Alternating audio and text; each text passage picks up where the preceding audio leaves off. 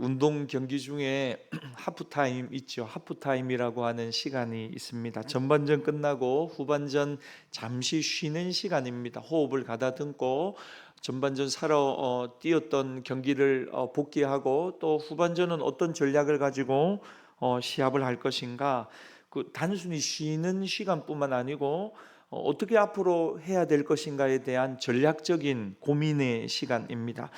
여러분, 우리의 삶도 마찬가지죠. 운동 경기뿐 아니고 우리 인생도 인생의 하프타임이 필요합니다. 여기 오신 모든 분들은 전반전 다 하고 오신 분들이시네요. 그리고 또 후반전 이제 뭐 얼마 안 남은 분들도 계시고, 목사님 무슨 말, 저는 100살까지 살 겁니다 하는 분들은 더 많이 남았지만, 앞으로 얼만큼 남았는지 잘 모르지만 분명한 것은 전반전은 반환점은 다 도신 것 같아요. 반환점은 거의 대부분이요, 지혜 빼고 거의 다 도신 것 같아요. 저도 물론 마찬가지고요. 그래서 여러분, 나이와 상관없이 나름대로의 어떤 하프타임이 필요합니다. 내 인생 전반전은 끝났고 남은 인생은 무엇을 위해 살아야 될 것인가 고민이 필요하고 전략이 필요하고 집중이 필요합니다. 이제는 뭐 20대 살아가는 친구들은 이것도 해봤다가 저것도 해봤다가 뭐 또 쉬었다가 그럴 수 있지만, 우리는 그렇지 않죠. 왜냐하면 20대는 뭐 잠깐 시행착오도 하고 실수도 하고 뭐 넘어지기도 하고 뭐 다시 일어나서 또 하면 되니까요. 그런데 그만큼 우리는 많은 시간들을 이미 보냈어요. 그러니까 이제부터 살아가는 시간은 좀 더 집중해야 되고 좀 더 고민해야 되고 이전과 같은 실수를 반복하지 않도록 믿음으로 결단하고 살아야 됩니다. 왜냐하면 앞으로 살아갈 날이 그만큼 적기 때문입니다. 지난 시간, 그래서 여러분, 우리가 믿음의 선한 싸움을 잘 싸우자고 말씀을 드렸습니다. 기억나시나요? 인생이라고 하는 시간이 무엇을 얻기 위한 몸부림인가? 돈과 명예와 지위와 권력을 위한 몸부림. 많은 사람들이, 성경은 그거보다 더 높은 가치를 추구하는 삶을 이야기했습니다. 11절 말씀에 보니까 6가지 말했어요. 의와 경건이 한 세트라고 했고, 이거 하나님을 향해서 가져야 될 것이고, 내 내면에 가져야 될 것은 믿음과 사랑의 싸움. 믿음과 사랑이 여러분들 안에 충만하시기를 바랍니다. 마지막 세 번째는 다른 사람을 향한 건데, 이건 인내와 온유라고 해서 이 6가지를 가지고 믿음의 선한 싸움을 싸우고 있는가 한번 자신을 점검해야 된다고 했어요. 여러분, 싸움이 있어야 승리도 있고 실패도 있습니다. 제일 안 좋은 게 뭐냐면요, 전쟁터에 분명히 서 있는데도 불구하고 싸울 의사가 없는 겁니다. 여러분이 싸울 의사가 없다 하더라도 우리의 대적 원수 마귀가 우는 사자처럼 울고 있다고요. 누구를 찾냐면 삼킬자를 찾아요.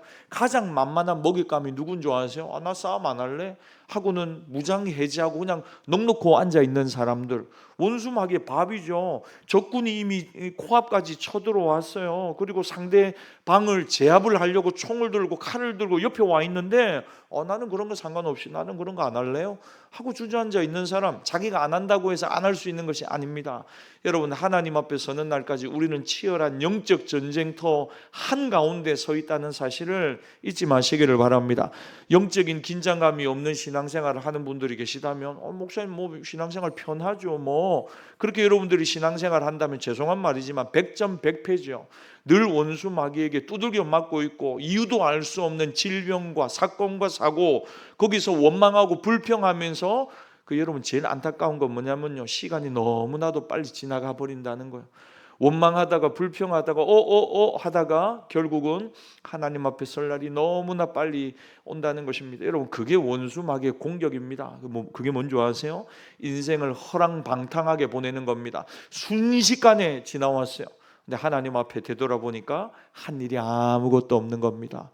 너무너무 안타까움과 아쉬움만 가득하고 하나님 앞에 서도록 우리를 만드는 악한 영들의 공격이 그와 같다는 것입니다. 그래서 우리에게 필요한 것은 무엇입니까?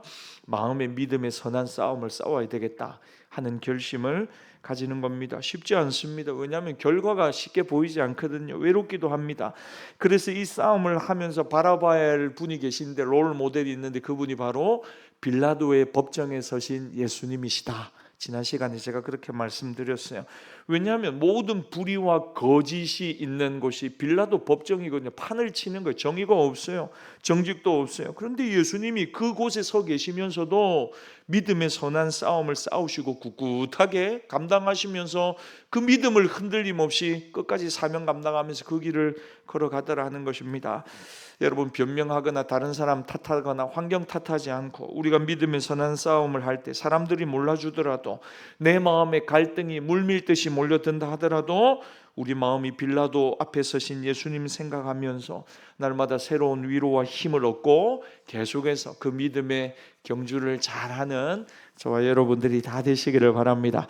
여러분, 이제 드디어 디모데전서 6장 마지막 우리가 본문을 보고 있습니다. 오늘 우리가 읽은 본문은 그리스도인의 물질관에 관한 이야기입니다. 마지막입니다. 왜 마지막에 이런 이야기를 하느냐? 왜냐하면 물질을 사용해서 그의 믿음이 정리가 되기 때문에, 물질을 어떻게 사용하는가를 보면 그의 믿음의 주소가 어떤가를 알 수 있기 때문에, 여러분, 우리가 먼저 생각할 것은 기독교는 가난한 자들만을 위한 복음을 이야기하지 않습니다. 주로 설교 말씀을 들으면 늘 청빈하게 살아야 되고 없이 살아야 되고, 목사님 그러면 부자들은 잘못된 것이고 부자가 되는 것은 뭔가 문제가 있는 겁니까? 돈을 많이 번다든지 성공한다든지 성경이 이야기하는 것하고는 다른 겁니까? 오해할 수 있습니다. 여러분, 그렇지 않습니다. 복음은 가난한 자들을 위한 복음도 있지만 부자들을 위한 복음도 있습니다. 그러니까 성경이 어느 쪽에 치우쳐서 이야기하는 것이 아닙니다. 그런데 많은 사람들이 가난한 자들을 위한 복음인 것처럼 이야기할 때가 많습니다. 예수님을 믿으면 물질의 복을 많이 받는다, 마치 물질의 축복이 전부인 양 이야기할 수도 있습니다. 그런데 그러다 보니까 어떤 공식이 도출되냐면, 부자들은 하나님의 복을 많이 받은 것이고 가난한 분들은 하나님의 복을 덜 받은 것이다 라고 도식화하며 생각할 수 있는 것입니다. 그래서 가난한 분들은 항상 마음의 소원이 뭐냐면 부자 되는 것, 하나님의 복을 많이 받는 것이 마음의 소원이, 그것이 전부가 되는 것입니다. 그러다가 여러분, 부자가 되면 어떻습니까? 복을 많이 받은 겁니다. 그러면 이제는 하나님을 향한 어떤 그 마음의 갈망이 식어져 가는 거죠. 왜? 이미 많은 복을 받았고 부자가 되었다는 것입니다. 그런 일들이 많이 있는 거죠. 여러분, 이건 복음의 균형을 놓친 것입니다. 복음을 잘못 이야기한 것입니다. 여러분, 원래는요, 가난할 때보다 부자일 때 더 믿음이 좋아야 합니다. 왜냐하면 여러분, 부자일 때 물질적인 여유가 있을 때, 더 이상 가난함이 내 삶에 없을 때 유혹이 많아집니다. 왜? 시간적인 여유가 생겼어요. 그 경제적인 여유도 생겼어요. 내가 할 수 있는 자유가 많이 생겨난 겁니다.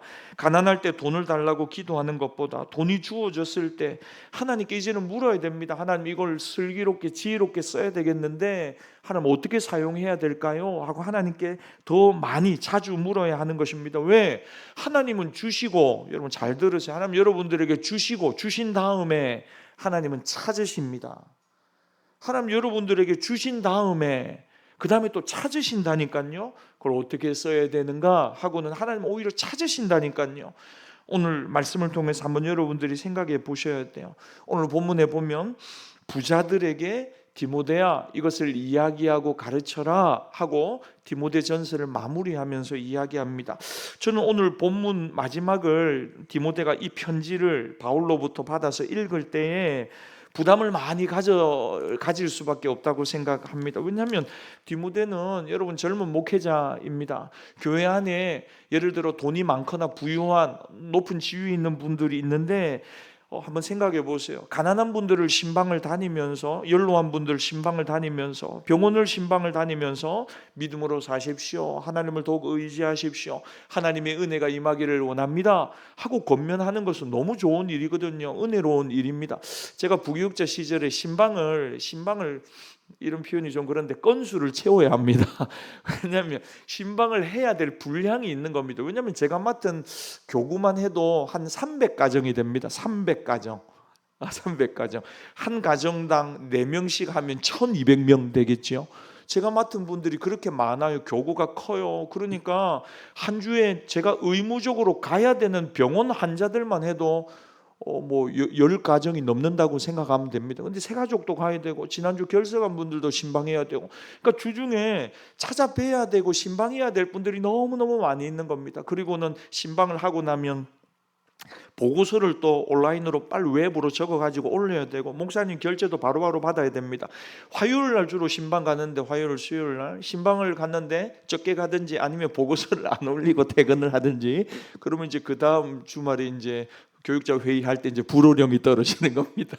그래서 부교육자들 사이에 어떤 뭐 그 경쟁 아닌 경쟁도 했냐면 몇 군데 신방 다녀왔어요. 여러분, 나는 오늘 7군데 다녀왔다고. 아이고 혼 좀 나겠는데 나는 13군데 다녀왔다고. 막 이러면서 부교육자들 신방왕을 뽑겠다고 막 서로 막 경쟁하고 그런 적도 있어요. 근데 주로 어떤 가정을 신방을 가냐면요, 주로 연로하신 분, 병원에 계신 분, 몸이 불편하신 분, 우울증이나 아니면 굉장히 외로우신 분들, 이런 분들 전화를 드리고 신방 가도 되겠습니까 하면 너무너무 좋아하시고, 아유 목사님 너무 고맙죠, 와주세요, 이렇게 하세요. 근데 바쁘신 분, 돈을 잘 버시는 분, 사업을 하시는 분, 이런 분들은 연락을 하면 목사님 죄송한데 좀 바빠서요. 목사님 죄송합니다. 제가 오늘 이번 주는 너무 그 스케줄이 많아서요.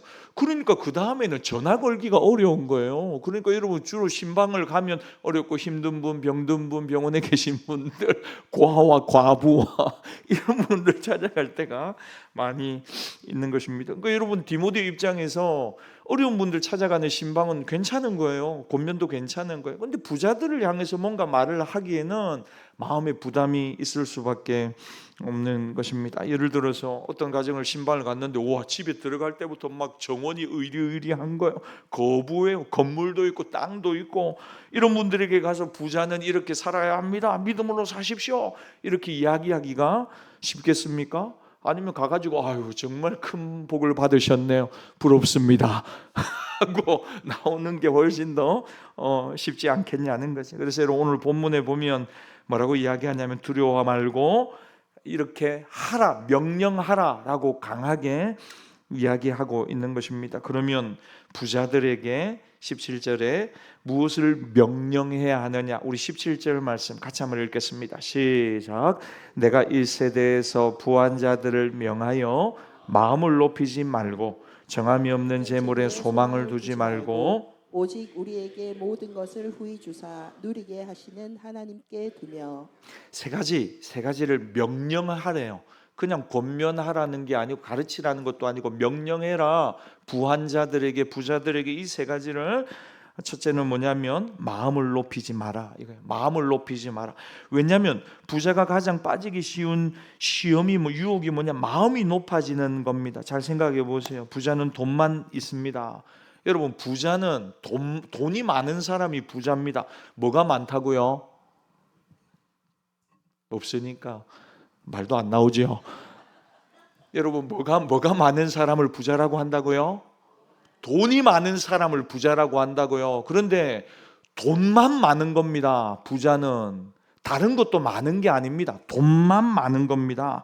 그런데 그렇게 생각을 안 하고 부와 함께 지식도 많다, 도덕도 높다, 의도 내가 가지고 있다, 다른 사람보다 하나님으로부터 은혜와 복도 내가 많이 받았다, 나는 돈만 많은 게 아니고 지식도 도덕성도 하나님의 축복과 은혜도 당신들보다는 많이 받았다, 나는 특별한 사람이다 라는 생각을 은연중에 가질 수 있다는 것입니다. 결과가 무엇인가? 마음이 높아지는 것입니다. 나는 당신들하고 좀 다릅니다, 나는 특별합니다 라고 생각한다는 거지. 그리고 이 돈만 있으면 안전하다고 착각을 하는 것입니다. 여러분 그런 마음이 들면서, 돈을 너무 소중히 여기는 마음이 들면서 자기도 모르게 마음이 높아지는데 그래서는 안 된다 하고는 가르치라는 것입니다. 이 세상에서 아무리 높은 지위에 있고 가진 게 많아도 하나님의 백성은 섬기는 삶을 살아야 합니다. 가장 낮은 자가 되어서 기쁨으로 섬기는 것입니다. 여러분 제가 군대에 있을 때 군종을 했거든요. 대대 군종을 했습니다. 대대 군종을 하면 1년에 한 번은 6월 25일 6.25가 되면 육해, 공군, 해병대, 특수전 모든 군대에 있는 군종병들을 다 오살리 금식 기도원으로 모읍니다. 저 경기도에 있습니다. 최자실 기도원이라고 있습니다. 우리나라에서 굉장히 큰 기도원인데 금식 기도원입니다. 거기에 육해 공군 모든 해병대뿐만 아니고 모든 병종 병과 군종병들을 다 불러 모읍니다. 그리고 2박 3일간 부흥회를 열어줍니다. 부흥회를. 그때 우리나라에서 유명하다는 목사님들은 다 오십니다. 다 오셔가지고 군종병들 20대 젊은 군에서 군생활을 하면서 복음을 전하는 우리 군종병들에게 위로의 말씀 또 도전의 말씀을 해줍니다. 저는 사실 그 시간만 기다렸죠. 너무 좋거든요. 은혜로운 시간이에요. 뜨겁게 기도하고 모든 병과, 저는 처음 보는 병과 뭐 특수대 뭐 이런 분들도 다 오세요. 그 자기만의 군복을 입고 와가지고 군복을 입고 거기서 이제 집회를 하는 겁니다. 아침, 점심, 저녁 집회를 하는 거예요. 근데 여러분 특이한 건 뭐냐면 입구에 누가 서 있냐면 원스타, 스타 이렇게 장군들이 주보를 나누어 주고 한 투스타, 쓰리스타 돼야지 중간에 이제 광고를 하시든지 대표 기도를 할 수 있습니다. 대령 이런 분들은 식당에서 이렇게 안내하고 있습니다. 거기 이렇게 들어가라. 그러니까 우리 같은 뭐 2등병, 1병 이런 친구들은 거기 가면 여러분 보통 군생활 하면 이제 스타가 뜨면 다 도망가라고 하거든요. 왜 도망가라고 하냐면 꼬투리 잡힐까봐. 꼬투리 잡히면 굉장히 피곤한 일이 그 부대 전체에 벌어지는 겁니다. 그래서 도망가라고 이야기하는데 거기 가보면 작은 기도원 안에 그냥 스타들이 장성들이 버글버글한 겁니다. 그래가지고 생전 못 보는 3스타, 4스타도 봅니다. 뭐 참모 총장 이런 분도 오셔가지고 뭐 축사하고 막 그러시거든. 그러니까 길을 가다 보면 이렇게 부딪히는 분들 대령이고 그래요. 그러니까 여러분 그런 분들 신기하죠. 2박 3일간 계속 보는데 근데 그런 분들이 환하게 웃으시면서 막 형제님 하면서 주보를 나눠드리고 밥 한 그릇 더 하시라고 하고 막 배식을 하고 막 그러거든요. 그러면서 참 신기해요. 여러분 그러니까 아무리 높은 자라고 하더라도 하나님이 주시는 권위와 권세와 또 축복을 가지고 기쁨으로 섬기는 것. 하나님 저와 여러분들에게 주신 모든 것을 가지고 기쁨으로 섬기는 저와 여러분들이 다 되시기를 바랍니다. 두 번째 명령은 뭐냐면 정함이 없는 재물에 소망을 두지 말라 가르치라는 것입니다. 여러분 여기 정함이 없다는 것은 고정되어 있지 않다는 말입니다. 이리 갔다가 저리 갔다가 하는 게 뭐라고요? 재물이라는 것입니다. 내 손을 통과할 때도 있고 내 손에 있는 재물이 다른 사람 손에 가는 것도 있다는 겁니다. 항상 머물러 있는 법이 없다는 거죠. 재물은 돌고 돈다는 것입니다. 잠언 23장 4절 5절 말씀이 있는데요. 이 말씀 우리 같이 한번 읽어보도록 하겠습니다. 같이 한번 읽읍시다. 시작. 부자 되기에 애쓰지 말고 이 사사로운 지혜를 버릴지어다. 내가 어찌하여 허무한 것에 주목하느냐. 정령이 재물은 스스로 날개를 내어 하늘을 나는 독수리처럼 날아가리라. 5절 보세요. 재물이 어떻게 한답니까? 스스로 날개를 내어서 하늘을 나는 독수리처럼 어떻게 된다고요? 날아가 버린다고요. 그러니까 재물이라고 하는 것은 영원한 것이 아니고 부자 되려고 너무 애쓰지 마. 왜냐하면 아무리 모아도 그거 어느 순간 되면 날개가 돋친 독수리처럼 홀홀 날아가 버리는 거니까 그게 재물의 속성이라는 겁니다. 다른 말로 하면 덧없는 재물에 소망 두면 그 인생은 나중에 다 날아가 버리고 만다는 겁니다. 그러므로 물질에 너무 소망을 두지 마라. 지금 없습니까? 여러분 나도 모르는 새 여러분 손에 하나님이 주시는 재물이 또 얹혀질 수도 있는 거예요. 그리고 그 재물이 또 어느 때 보면 두 손에 있던 재물이 또 사라져 버리기도 하는 것입니다. 그러니까 내가 인생의 목표가 뭐냐면요, 목사님 100억을 모으는 겁니다. 100억을 만드는 게 목사님 제 인생의 목표입니다. 돈의 액수가 절대로 인생의 목적이 될 수는 없는 것입니다. 그 돈에 소망을 두지 말라는 것입니다. 돈은 소망을 둘 수 있는 대상이 아니라는 겁니다. 그러면 소망을 어디에 둬야 되느냐? 오늘 설교 제목인데요. 여러분 저와 여러분의 소망을 하나님께 둘 수 있기를 바랍니다. 소망을 하나님께 두라는 거요. 이건 부자들만을 향해 하는 말이 아닙니다. 우리 모두도 마찬가지죠. 여러분 인생 소망이 여호와 하나님에게 있습니다. 그런데 특별히 부자들은 소망을 둘 만한 많은 것이 있다는 것입니다. 존재한다는 거예요. 그래서 특별히 부자들은 소망을 어디에 두라?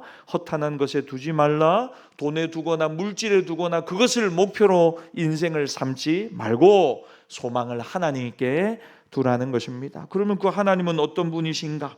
오늘 우리가 읽은 본문에 보니까 모든 것을 주시는 분이십니다. 모든 것을 주시는 분. 17절 말미를 보십시오. 오직 우리에게 모든 것을 후히 주사 누리게 하시는 하나님께 두며. 여러분, 하나님이 우리에게 후히 주시는 분이시니 그분에게 소망을 두십시다. 그리고 그것을 누리게 하시는 하나님께 소망을 두라는 것입니다. 여러분, 우리의 소유가 적고 간에 하나님이 주셨기 때문에 우리가 가지고 있는 것입니다. 아무리 내가 수고해도 하나님이 주셔야 우리가 그것을 소유하고 가질 수 있습니다. 그래서 주시는 하나님을 오늘 이야기합니다. 그런데 어떤 하나님이냐면 후히 주시는 하나님, 넉넉히 먹고 넉넉히 살아갈 수 있도록 부어주시는 분이 하나님이신데, 더 중요한 것은 뭐냐면요, 후히 주시면서 하나님은 누리게 하신다는 것입니다. 누리게 하신다. 여러분, 재물을 가지고 있는 게 복이 아니고 누릴 수 있는 것이 축복입니다. 돈을 가지고만 있고 하나도 못 쓰고 그냥 땅에 재어둔 사람은 절대로 부자도 아니고 복을 받은 사람도 아닙니다. 내 거라고 착각만 하는 사람입니다. 물질이라고 하는 것은 반드시 누릴 수 있어야 하는 것입니다. 제가 여러분 이전에 설교할 때 그런 이야기 했죠.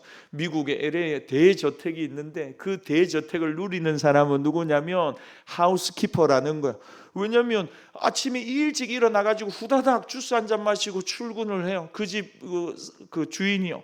그리고는 밤 11시 12시가 되어서 돌아와서는 그냥 샤워하고는 또 그냥 하루 피곤하게 잠들어 버려요. 아침에 7시 일어나서 또 한 잔 마시고 또 출근. 돈 번다고 바쁜데 하우스키퍼는 어떻게 하냐면 한 10시나 10시 11시쯤 출근을 합니다. 그리고는 멋진 음악을 딱 틉니다. 집안 가득 울리게 합니다. 냉장고에서 주스를 딱 따라가지고 한 잔 딱 마십니다. 그리고는 집을 정리하고 난 뒤에 수영장 있는 데 가가지고 이렇게 그늘막에 딱 앉아가지고 한 30분 1시간 쉬다가 너무 더우면 수영도 한 판 했다가, 그리고는 또 오후에 일과에 따라가지고 정리정돈 하면서 또 음악을 잔잔하게 들으면서 식사도 하고, 그리고는 3, 4시 되어가지고 퇴근을 쫙 하는 거죠.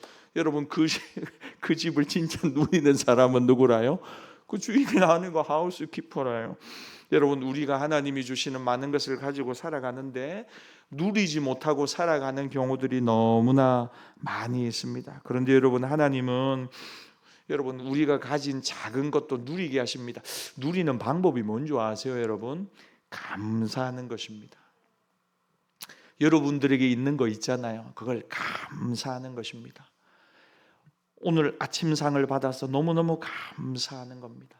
오늘 하루를 살아가면서 일할 수 있음에 감사하는 것입니다. 우리 아이들 얼굴을 하나하나 보면서 감사하는 겁니다. 남편 얼굴을 보며 감사하는 것입니다. 아내 얼굴을 보며 감사하는 것입니다. 오늘 집에 들어가서 잠자리를 보면서 누우면서 하나님 감사합니다 하고 편안하게 잠들 수 있는 것. 잠 못 자는 고통을 아시죠? 잠이 안 오는 거예요. 밤새도록 뜬 눈으로 보낸 날 혹여나 있으십니까? 그러면요, 잠을 잘 자는 게 얼마나 복된 일인가 깨닫게 될 겁니다. 그런데 너무 잠 잘 자는 거예요. 먹는 것도 먹으면요, 맛이, 여러분 밥을 먹는데 모래를 씹는 것처럼 삼켜지지가 않는 분들이 있습니다. 실제로요. 그런 분 못 들어봤죠? 우리는 없어서 못 먹죠. 너무 많이 먹어서 문제죠. 그런데 뭘 드시는데, 제가 신방을 가니까 그런 이야기를 하시는 분이 계세요. 목사님, 지난밤에 잠을 못 자가지고 너무너무 괴롭고 너무너무 힘듭니다. 먹는데 꿀꺽 삼켜지지가 않습니다. 모래를 씹는 것처럼 목사님 너무너무 먹는 게 힘듭니다. 그런 분들 계시다니까요. 여러분, 하나님이 주시는 모든 것을 누리는 방법이 뭐냐면요, 모든 것에 감사하는 것입니다. 그러면요, 그게 얼마나 내게 주시는 하나님의 은혜요 축복인지 느껴지는지 모릅니다. 사랑하는 여러분, 내 거라고 착각하고 있지요. 못 누리는 게 많습니다. 감사하십시오. 하나님의 마음은 뭐냐? 하나님이 우리에게 주신 것을 우리가 잘 누리며 감사하며 기뻐하며 살아가라는 것입니다. 너희들이 그것을 즐기고 그것을 가지고 다른 사람을 또 행복하게 만들어주고 하나님을 영화롭게 해야 한다는 것입니다. 여러분, 그게 누리는 것입니다. 첫째는 내가 즐거워하고, 할렐루야, 기뻐하고 감사하고 즐거워하십시오. 두 번째, 하나님이 주신 것을 가지고 다른 사람을 행복하게 해주십시오. 행복하게 해주십시오. 세 번째, 하나님을 영화롭게 하는 일에 사용하십시오. 그게 누리는 것입니다. 가지고만 있는 것 부자가 아닙니다. 잘 누려야 하는 것입니다. 그러면 누리는 방법이 무엇인가? 여러분, 이게 세 번째 명령인데 우리 18절 말씀 같이 읽겠습니다. 18절 시작. 선을 행하고 선한 사업을 많이 하고 나누어 주기를 좋아하며 너그러운 자가 되게 하라. 여러분, 하나님이 저와 여러분에게 넉넉하게 주시는 이유가 무엇인가? 선한 일을 할 기회를 주신 겁니다. 선한 일을 할 기회를 주셨어요. 선한 일을 할 기회는 굉장히 중요한 사명인 동시에 이런 굉장히 큰 기쁨과 감동을 우리의 삶에 주는 것입니다. 선한 일을 여러분들이 하잖아요. 그러면 이게 하나님 나라에 여러분들이 쌓아두는 상급이요, 첫 번째. 두 번째는 뭐냐면 그 선한 일을 열심히 하면서 여러분의 마음이 뭐가 있냐면 즐거움과 기쁨과 감동을 하나님이 누리게 하셨다는 것입니다. 사명과 함께 큰 즐거움과 기쁨과 감동을 주는 것입니다. 이걸 잘 해보라고 하나님이 물질을 주고 시간을 주고 건강을 주시는 것입니다. 다시 말하자면 돈이 많다고 부자가 아닙니다. 가지고 하나님 앞에 하나도 못 가지고 갑니다. 1,000원짜리 한 장도 하나님 앞에 못 가지고 갑니다. 돈을 가지고 하나님께 가는 게 아니고, 잘 들으세요, 돈하고 내하고 어떤 관계로 살았는가, 그 관계를 가지고 하나님께 가는 겁니다. 이 땅을 살아가면서 돈하고 나하고 어떤 관계였느냐, 하나님 보실 때 그 관계를 가지고 하나님 앞에 서서 셈하게 되는 것입니다. 가지고 있는 돈이 내 돈이 아니고, 더 쉽게 말하면 잘 쓴 것만 내 돈입니다. 내가 가지고 있는 액수가 내 게 아니고 내가 그거를 잘 쓰는 순간 그게 내 것이 되는 겁니다. 하나님 앞에서. 그런 의미에서 오늘 18절에 부자가 되라는 것입니다. 그런데 여러분, 우리가 잘 알아야 될 것은 물질을 가지고 선한 일을 하는 데에도 원칙이 있다는 것입니다. 원칙이. 여러분, 예수님 믿지 않는 분도요, 얼마나 많이 기부하고 어렵고 힘든 사람을 돕는지 모릅니다. 대표적으로 우리 크리스찬 중에 션이라고 하는 분 계시죠. 유명하죠.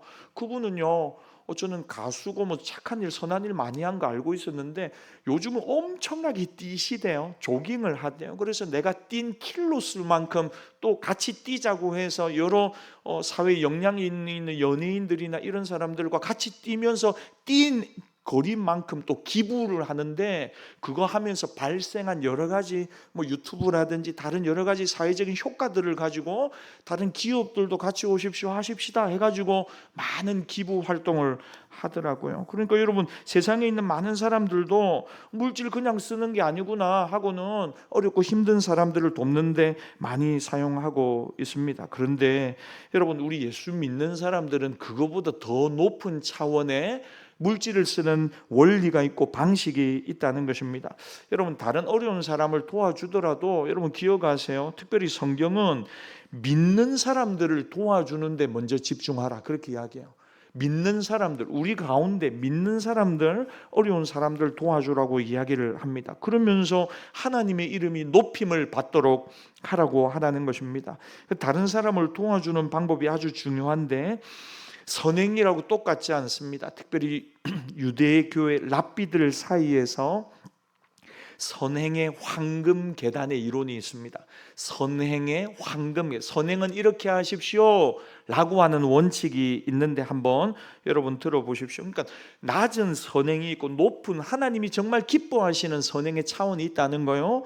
제일 낮은 단계의 선행은 뭐냐면, 1단계는 뭐냐면 주고 나서 후회하는 선행입니다. 줬는데 후회가 되는 거야. 아깝다, 너무 많이 줬다, 그거 말라줬는 거 이번 달은 그냥 넘어갈 걸 하는 겁니다. 그게 이제 제일 낮은 단계의 선행입니다. 줄 때는 기쁜 마음으로 줬는데 주고 나서 집에 가서 생각을 하는데 아까운 마음이 자꾸 드는 겁니다. 그래서 후회하는 선행, 이게 아주 기본 기초적인 선행 1단계.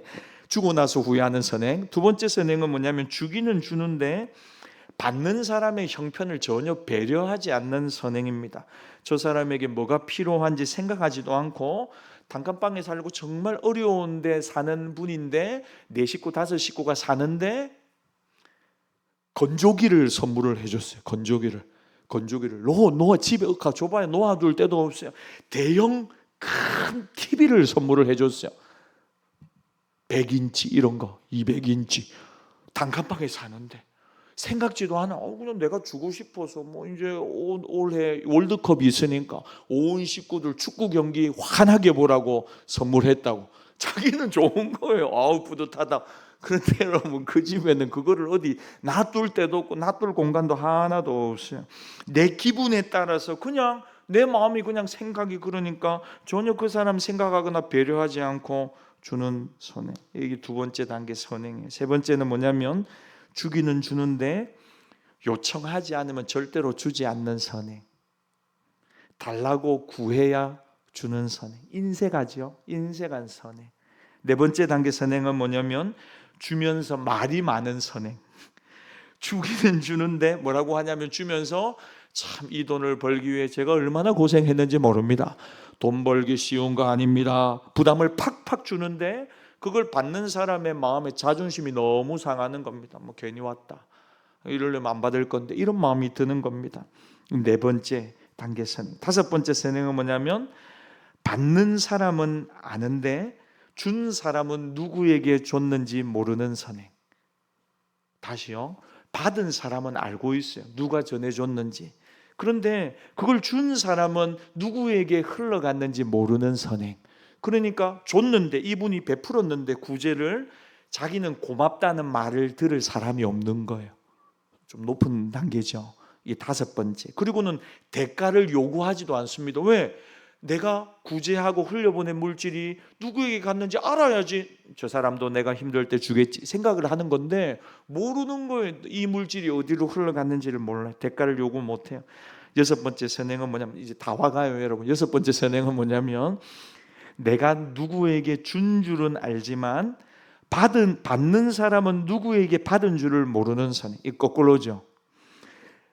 그래서 고맙다는 말을 할 수 없고 받은 사람은 누가 준 줄 모르기 때문에 그걸 준 사람 앞에 가도 당당할 수 있어요. 당당할 수가 있는 거예요. 내가 누구에게 받은 줄을 모르는 거예요. 받은 사람의 자존심이 전혀 상하지 않는 것입니다. 이게 여섯 번째. 그거보다 완성된 일곱 번째. 이 개인의 선행으로는 마지막에 제일 높은 단계 선행이에요. 이건 뭐냐면 준 사람도 모르고 받은 사람도 모르는 선행이에요. 누가 줬는지도 모르고 누가 받았는지도 서로 간에 몰라. 서로가 몰라. 그건 어떻게 목사님 할 수 있습니까? 입이 무겁고 믿을 수 있는 목회자에게 부탁하면 돼요. 아니면 교회 목적 헌금을 통해서 지정하면 자기를 감출 수 있고 누구를 통해 왔는지 모를 수 있다는 거죠. 근래 들어서 여러분 우리 교회에 이런 일들이 저는 많아지고 있어서 너무너무 고맙고 감사해요. 목사님 저를 밝히지 말아주세요. 받는 분도 누가 줬는지 모르게 해주세요. 그런 선행이 있어요. 그래서 교회의 이름을 통해서 직접적으로 흘러가는 예를 들어 선교 사역하는 선교사님들 자녀들이 해외에 있다가 국내에 들어왔어요. 대학을 가야 되는데 대학 등록금이 사립대학을 들어가게 되면서 대학 등록금이 감당하기가 어려운 거예요. 그래서 한 번은 요청이 왔어요. 이번에 이렇게 돼서 첫째가 대학을 들어가게 됐는데 뭐 예를 들어 포항의 한동대를 가게 됐는데 사립대학이거든요. 입학금이 많이 높은데 혹여나 교회 선교부에서 혹여나 조금 지원해 줄 수 있겠느냐. 선교부에서 그래서 일정 부분들을 지원을 했는데 제가 전혀 알지 못한 어떤 또 다른 분이 목사님 그런 일이 있으면 제가 좀 후원하고 싶습니다. 그래서 아무도 모르게 그 이름을 드러내지 않고 후원하는 경우도 있어요. 예전에 우리 일본에 사역하는 우리 선교사님 국내에 들어와서 선교 훈련을 받아야 될 때가 있었어요. 그때도 우리 선교부에서도 많이 후원했지만 그러나 그게 이제 너무 자주 왔다 갔다 하면서 한 몇 개월간 훈련을 받아야 됐거든요. 그래서 비용이 상당했어요. 그때 이제 또 알지 못하는 어떤 분이 목사님 이런 부분들 좀 후원했으면 좋겠습니다 하고는 이렇게 직접 연결해 드린 적이 몇 번 있어요. 그 참 너무 귀한 거 아닙니까? 누가 그 선교사님 저한테 물어보는 거예요. 어느 분을 통해서 이게 이렇게 됐는지. 아니 그것까지는 알 것 없고 그냥 위에서 기도해 주시면 좋겠다고. 하고 이야기를 하니까 다 편한 거죠. 마지막 8번째는 뭐냐면요, 이건 개인의 선행은 아니고요, 받는 사람이 받는 것으로 끝나지 않고 자립할 수 있도록 도와주는 것입니다. 여러분, 이건 개인이 하기 어렵고 시스템을 만들어 가는 것입니다. 저는 때가 되면 우리 교회 안에 열린 희망 기금 이런 거 만들어졌으면 좋겠어요. 열린 희망 기금.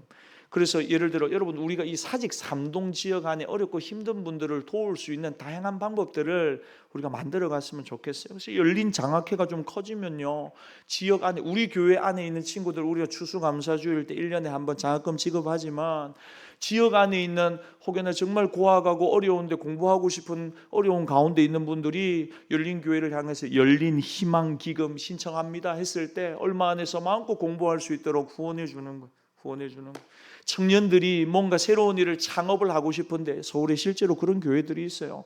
창업하고 싶은데 무이자로 1,000만 원, 2,000만 원 한도 내에서 이렇게 도와주고 대출을 해주는 거예요. 까다롭게 심사를 하겠지만, 그리고는 고리의 어떤 대출을 받아서 어려움 가운데 있는 분들이 교회 안에 만약에 있다면 그런 분들을 위해서 100만 원, 200만 원, 300만 원 교회에서 무이자로 그분들 이렇게 대출을 해주는 거예요. 그리고 상환하게 해주는 거예요. 그리고 얼마든지 때가 되면 그거 갚아라고 이야기를 해주는 거죠.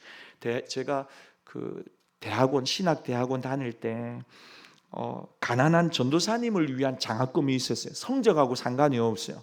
가난한 전도사님을 위한 장학금 이름이 있는데 제가 생각이 안 나요. 그래서 저희 방에 있는, 그런데 학교를 다니면서 딱 2번 신청할 수 있거든요. 횟수가 정해져 있어요. 가난한 전도사님을 위한 장학금이었어요. 그래서 그걸 신청하면 이 몇 명에 한해서 장학금을 이렇게 줘요. 주는데 단서가 뭐였냐면 상환해야 된다는 거였어요. 장학금인데 그 장학금은 다시 상환을 해야 된다는 거예요. 상환을 해야 된다. 그래서 이제 그게 한 50만 원인가, 하여튼 그렇게 큰 금액은 아닌데요. 그래서 저도 이렇게 신청을 해가지고 받은 기억이 있어요. 받은 기억이 있는데 제가 받았잖아요. 그러면 3년간 학교를 다녔는데 언제 어떻게 상환을 하십시오 이야기를 해줘야 될 거 아니에요. 학교에서 언제 5만 원씩 하십시오, 만 원씩 하십시오 해야 되는데, 받기는 받았는데 그 다음부터는 아무런 말이 없는 거예요. 교무처에서도 학생처에서도 장학처에서도 아무런 말이 없는 거예요. 그래서 이제 받은 저희 방의 전도사님하고 이거 도대체 어떻게 갚아야 돼 하다가 학교를 졸업했어요. 그런데 제가 여러분 열린교회에 와서 사역을 하다가 어느 날 진짜 문득 내가 그때 그 장학금, 가난한 전도사님들을 위한 장학금을 받았는데 갚은 기억이 없는 거예요. 그건 상환을 목적으로 한 거였거든요. 그래서 한참을 제가 고민하고 생각을 하다가 그때 같이 장학금을 받았던 같은 방 전도사님한테, 그 목사님한테 연락을 했어요. 누구야, 네 그때 나랑 같이 그 장학금 안 받았나? 그래, 받았지. 네 그거 혹시 상환했나? 하니까 아니, 상환한 기억이 없는데. 그러면 네 안 갚았는데 나도 안 갚았다. 야, 그거 갚아야 되는 거라고 분명히 기억을 하는데 그거 우리 한번 알아보자. 왜냐하면 지금에서 생각하지만 그건 너무 미안한 거예요. 받기는 받았는데. 그래서 이제 우리 천안의 신학대학원에 전화를 했어요. 전화를 하니까 지금 저는 학교 졸업한 지가 이제 한 20년 됐거든요. 근데 남아 계신 직원분이 한 분이 계셨어요. 그래서 전화해서 누구 목사 기억하시더라고요.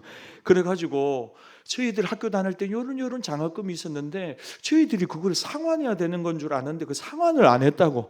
그거 혹시 어떻게 된 건지 이야기 좀 해주실 수 있냐고 하니까 그 우리 담당하시는 선생님이 뭐라고 하냐면, 목사님 그게 사실은 어떤 교회의 권사님이 어렵고 힘든 우리 신학생들 생활비 좀 보태주고 싶은데, 근데 그게 이제 무분별하게 나가면 안 되니까 상환하는 목적으로 해서 주신 거라고. 그런데 어떻게 상환하라고 하는 단서는 붙이지 않았다고. 그러니까 그건 상환해도 되고 상환 안 해도 되는데, 그 지원을 받은 분들이 그 지원을 받고 난 뒤에 나중에 목회자가 되고 담임 목회자고 저처럼, 그래서 조금 여유가 생기면 고스란히 다시 그 장학금을 이렇게 해서 어렵고 힘든 우리 학생들도 할 수 있게 해주면 좋겠다. 그 취지로 만들어진 거기 때문에 목사님 그 장학금은 사실은 상환하라고 했지만 상환 안 받고, 그 당시에는 안 받고 후에 다양한 방법으로 상환하시면 됩니다. 그러니까 목사님 부담 갖지는 마시고, 그러나 목사님 기회가 되시면 학교를 후원해 주시면 좋겠다고 그렇게 이야기를 하시더라고요. 제가 저희 그 신학교 매달 후원하는 게 있거든요. 자동 이체로. 그래서 자동 이체 걸고 혹여나 고학생들 있으면 연락해 달라고 이야기를 드렸어요. 그리고 제가 동기 목사님한테도 우리 같이 요런 거 같이 한번 해봤으면 좋겠다 이야기를 했어요. 참 여러분 뜻깊지 않습니까? 의미 있지 않습니까? 하나님 앞에 갔을 때 제가 여러분 이전에도 몇 번 간증했지만 제가 신학교 1학년 제가 2학년부터는요 규모가 있는 교회에서 전도사 생활을 하면서 학비 지원을 다 받았고요. 1학년 때는 학비 지원을 못 받았어요. 1년은 고스란히. 근데 그 1년간 대학원 학비를 내야 되잖아요. 제 생활비도 필요하고요.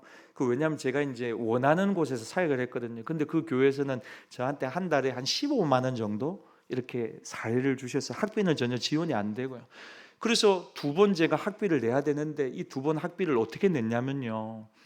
거제도의 삼천포에 있는 이 권사님, 제가 그것만 알고 있어요. 삼천포에 계신 이 권사님께서 제 학비를 내주셨어요. 누군지 몰라요. 저한테 그냥 익명의 전화 한 통이 와서 김민호 전도사님 학비 때문에 고민하고 계신 거 제가 우연히 알게 됐습니다. 그러시는 거예요. 그러지 맞습니다. 지금 학비를 못 내서 지금 그러고 있습니다 하니까 저한테 딱 그러시더라고요. 2번 내주시면서 전도사님 좋은 목사님 돼주세요 하고는 그걸로 그냥 끝이에요. 제가 어떻게 갚아야 되는데 누구십니까? 어느 교회 다니십니까? 그런 말 일체 없이 제가 나중에 학교를 졸업하고 너무너무 궁금한 거예요. 이분이 어떻게 나를 알게 되고 어떻게 내 학비를 내어주셨느냐. 그래서 나중에 이제 추적해서 보니까 제가 있던 그 작은 교회 그 대학부 중에 한 친구가 자기 모교회가 삼천포에 있는데 그 교회 방학 때 가가지고는 우리 교회에 이런 전도사님이 있는데 교회에서 사례도 안 받고 참 열심히 하는데 참 좋은 분인데 학비 때문에 늘 고민을 하더라. 그 이야기를 자기 모교회 가가지고 이야기를 했는데 그게 어떻게 흘러가가지고 그 이 권사님이 들으시고는 전화가 오신 거예요. 그래서 제 학비를 2번 내주셨어요. 제가 대학원 입학할 때도 여러분 학비가 없었어요. 근데 그 학비는 또 누가 내주셨냐면 거제도에 있는 성김의 교회 담임 목사님 내주셨어요. 저희 학부 선배이신데 그것도 저희 교수님이 대학원 들어가야 되는데 돈이 없는 전도사 한 명 있는데 학비 좀 내주면 안 되겠느냐 수고롭게 전화해 주셔가지고 그분이 저한테 전화 한 통 넣어주시고 아무 대가 없이 학비를 내주셨어요. 그래서 공부하게 됐어요. 참 귀하지 않습니까? 하나님 앞에 섰을 때 너무너무 고맙고 감사하더라고요. 제가 나중에 부목사가 되어서 이전에 사역하던 교회 그분이 강사로 오셨어요. 그래서 가서 제가 너무너무 감사하다고 이야기했어요. 그러니까 목사님이 다음에 우리 교회에 와서 부목사 하라고 그러면 된다고. 근데 결국 못 갔어요. 여러분 하나님 앞에서 남는 게 뭐냐면요, 내가 얼마나 내 통장에 잔액이 있느냐 그거는요 여러분께 아까 그랬죠. 스스로 날개가 돋아가지고 뭐처럼 날아간다고요? 독수리처럼 날아가 버린다니까요. 정함이 없어요. 여러분 손에 있지만 그게 여러분 계속 있을 것 같습니까? 천만의 말씀이라니까요. 사랑하는 여러분, 가끔 가다가 우리 성도님들이 어려운 신학생들, 선교사님들, 또 목회자들 어려움 당해가지고 이전에 또 그런 일도 있어요. 개척한 우리 교회 제가 안식월마다 개척한 목사님들 와가지고 금요철야 때 설교를 한 적이 있잖아요. 그래서 뭐 우연히 이렇게 연결을 하고 이렇게 하는데 사모님이 또 종양이 몸에 발견이 돼서 암 수술을 하시는 걸 우연찮게 또 알게 돼가지고 또 연결을 해가지고 또 잠시 우리 교회 오셔가지고 기도도 하고 그 사모님 수술을 하는 부분들 또 이렇게 재정적으로 후원도 해드리고 여러분은 모르실 거예요. 왜냐하면 그런 이야기를 제가 한 적이 거의 없거든요. 그런데 어떻게 어렵고 힘든 목회자들, 선교사님들, 고학생들, 신학생들, 가난한 사람들 좀 돕고 싶습니다. 이런 뜻과 마음을 가진 분들이 우리 열린교회 작지만요 참 많이 계세요. 그래서 얼마나 감사한지 모릅니다. 여러분 너무너무 좋은 일입니다. 자기를 밝히지 않고 돕는 것 정말 하나님이 기뻐하실 일입니다.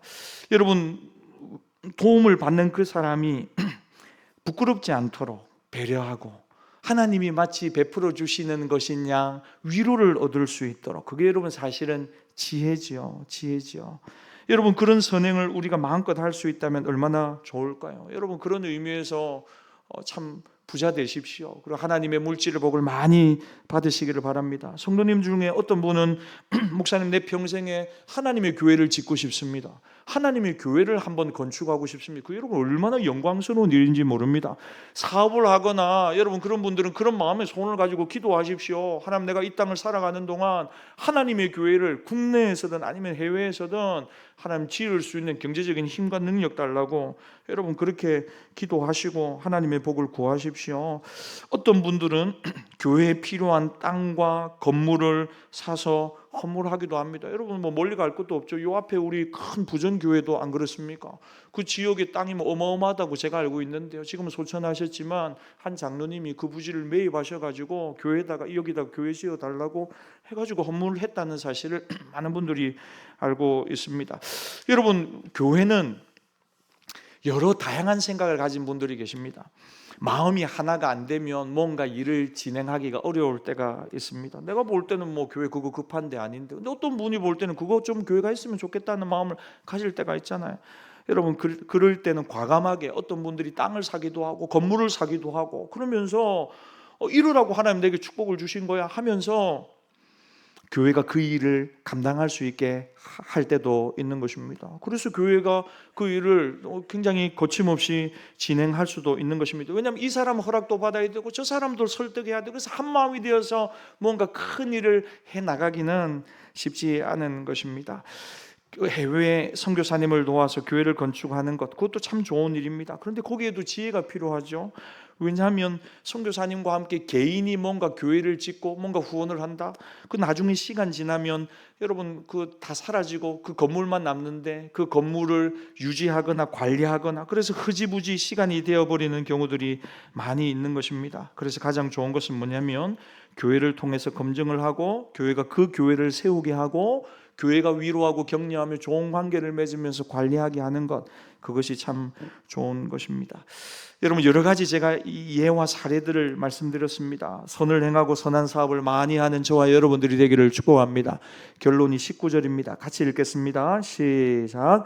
이것이 장래에 자기를 위하여 좋은 터를 쌓아 하는 것이니라. 참된 생명, 반대말은 부끄러움입니다. 무슨 말이냐면 이런 선한 일을 하고 선한 사업을 많이 하고 나누어 주기를 좋아하면, 그리고 너그러운 삶을 우리가 물질적으로 살아가면 나중에 하나님 앞에 섰을 때 진정으로 자랑스럽고 감격스러워진다는 것입니다. 하나님이 우리에게 물질을 주셨습니다. 너도 즐기고 즐겁게 살고 다른 사람 행복하게 해주고 하나님이 영광 돌리라고 많이 주셨는데 하나도 안 했어요. 하나도 안 했어요. 나만 즐겁게 다 썼어요.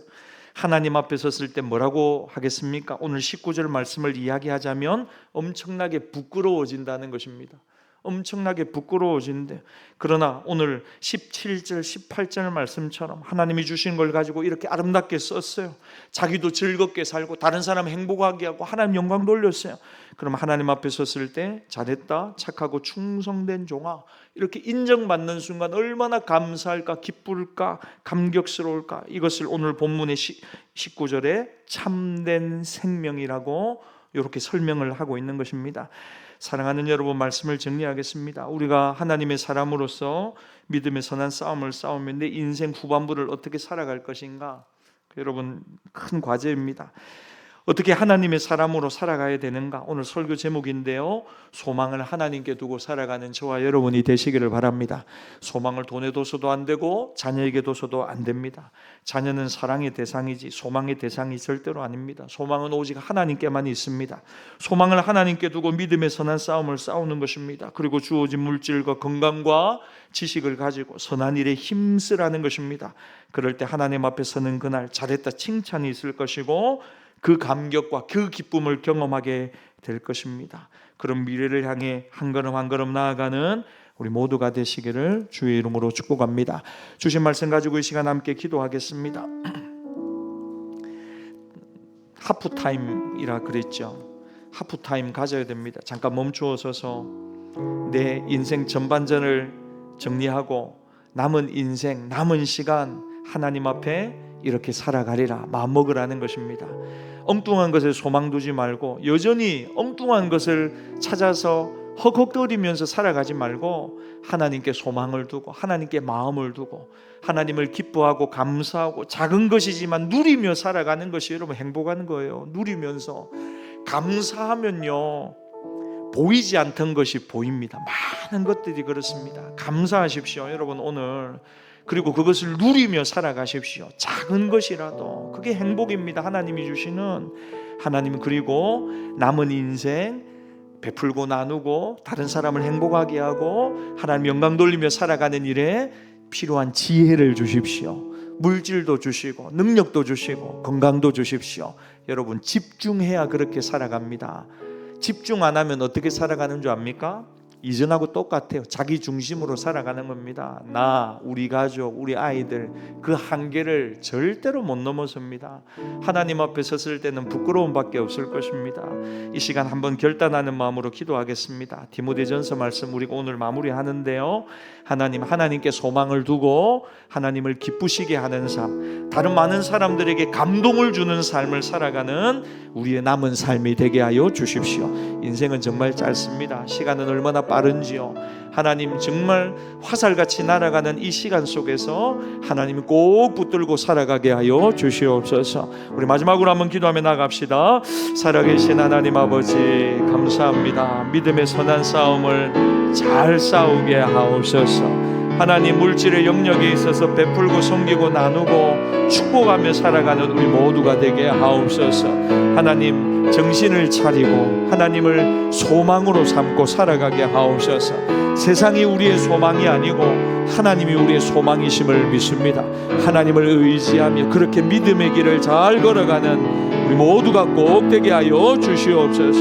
하나님 아버지, 하나님 인생의 하프타임이 필요합니다. 잠시 멈추어서 내가 앞으로 어떻게 살아가야 될 것인가 한번 결단하는 마음 주시고, 하나님 아버지 우리 주변의 많은 이들 위로하고 격려하며 돌보고 하나님 살아가게 하여 주시옵소서. 마음을 높이지 말게 하옵소서. 교만해지지 말게 하옵소서.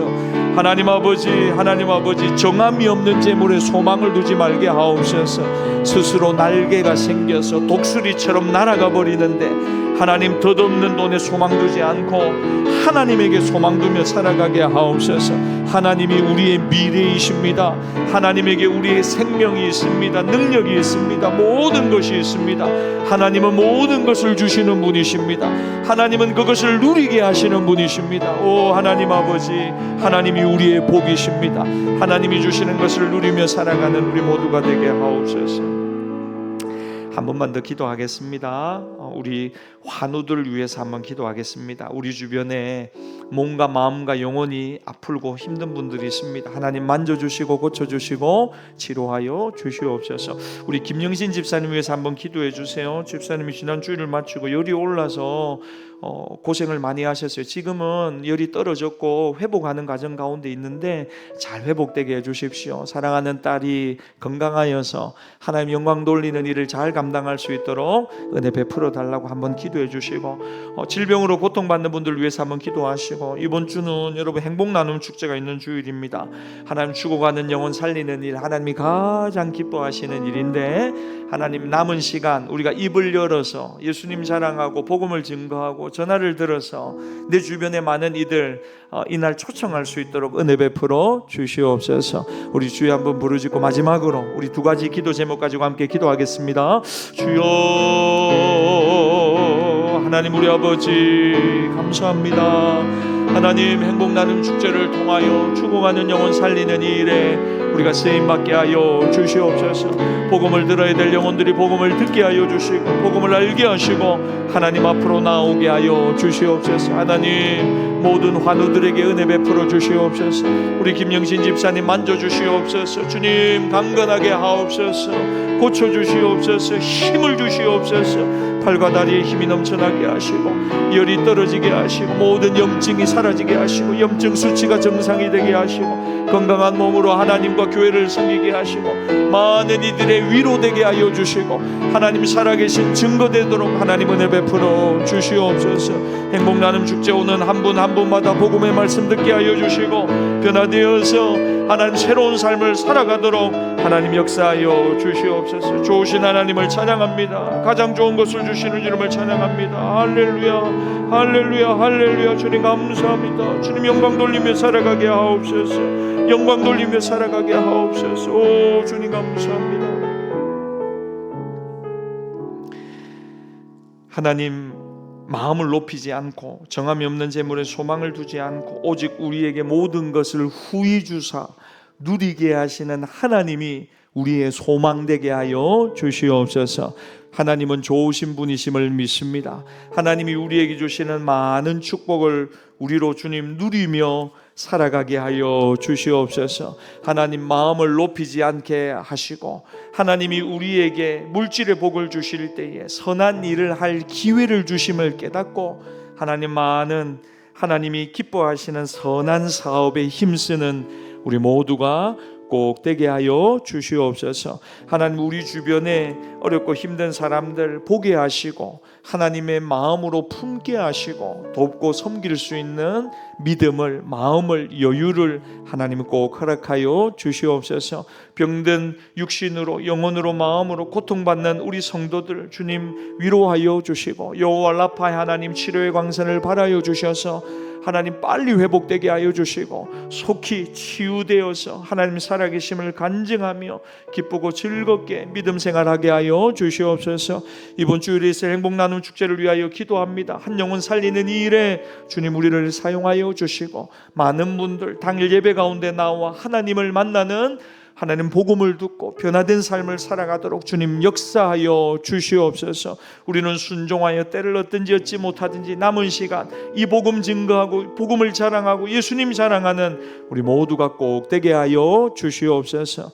지금은 우리 주 예수 그리스도의 은혜와 독생자를 주신 아버지 하나님의 변함없는 사랑과 성령님의 감동 감화 위로 교통하시는 은총이 하나님 앞에서 소망을 하나님께 두며 하나님께 마음을 확장하며 그렇게 하나님이 주시는 많은 것들을 베풀고 나누고 섬기며 살기를 작정하는 사랑하는 주의 백성들의 심령 위에 지금부터 영원토록 함께 있을지어다.